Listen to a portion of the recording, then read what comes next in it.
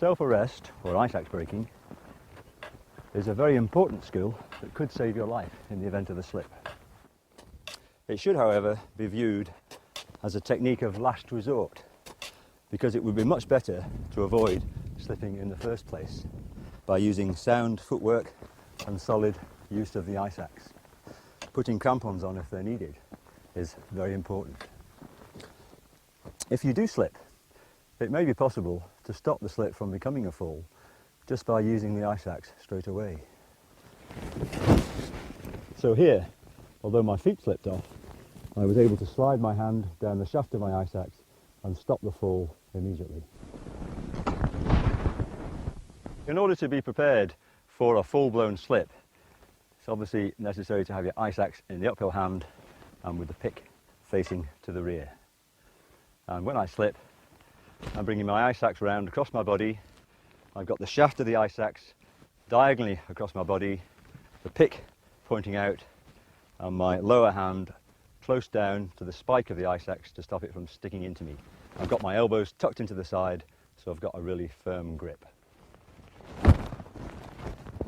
When I'm on the ground, I've got my head over the ice axe pick to get as much weight as possible, but I turn my face away so that it doesn't get damaged unnecessarily by any snow coming up.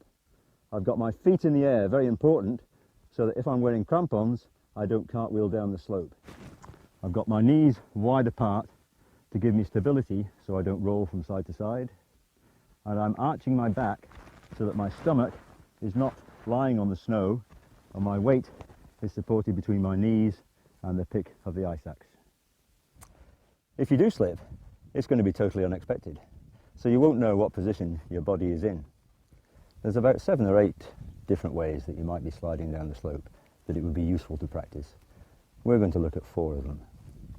So the first one you might describe as the basic position. This is where you're on your front with your head uppermost.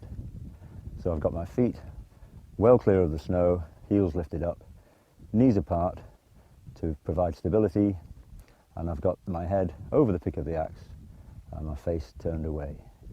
I'm arching my back so I get maximum weight onto the pick.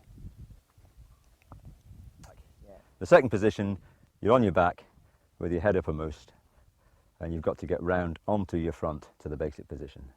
So you roll over towards whichever hand is holding the head of the axe, and while you're doing that, lift your feet clear to keep them out of the snow in case you're wearing crampons.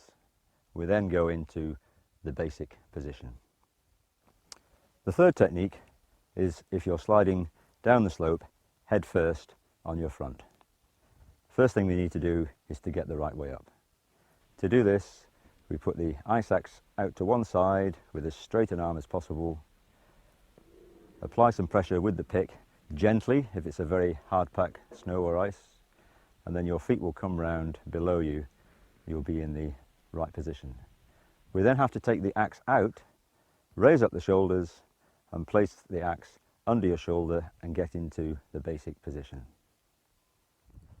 As your body swings round the right way up, very important to lift your heels clear of the snow so that if you're wearing crampons, your front points won't catch.